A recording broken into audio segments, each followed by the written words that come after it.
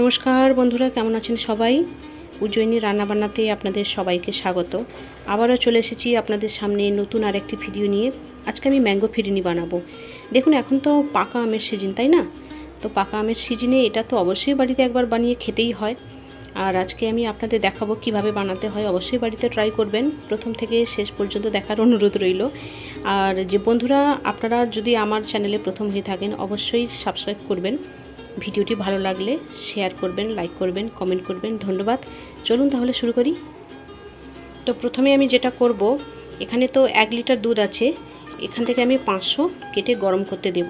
আর সাথে সামান্য বলবো না, 500 লিটার জল মেশাবো। দুধ নেব 500 আর জল নেব 500। তো চলুন তাহলে গরম করতে দিই। এবার এই আমটার ছাল ছাড়িয়ে এর কাঁচটা বের করে নেব।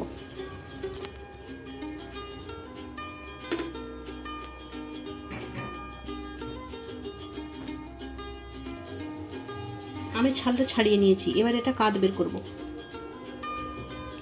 দুধটা ফুটে উঠলে কয়েকটা এলাচ দিয়েছি।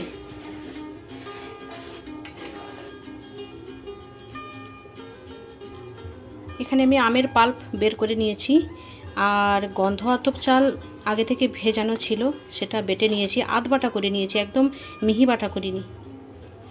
আর 1 কাপ চিনি নিয়েছি, প্রয়োজন হলে আবারও দেব। আর কিছু ড্রাই ফ্রুট নিয়েছি, কাজু আর কিশমিশ।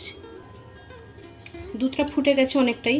এবার আমি চালের বাটাটা অল্প অল্প করে দেব আর মেশাতে থাকবো।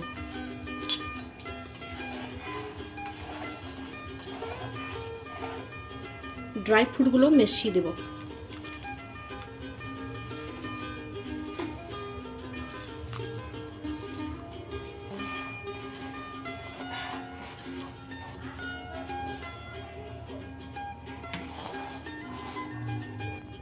দুধটা একটু ঘন হয়ে এসেছে, এবার আমি দিয়ে দেব আমের পাল্প।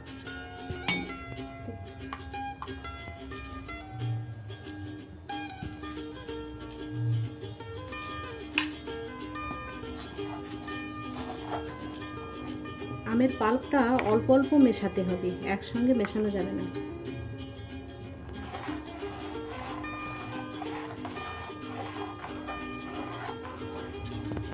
এবার চিনি দেব।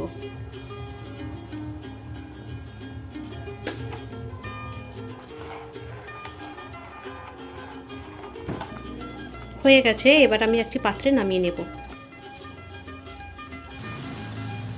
এবার এতে আমি ওপর থেকে কিছু ড্রাই ফ্রুট দিয়ে দেব।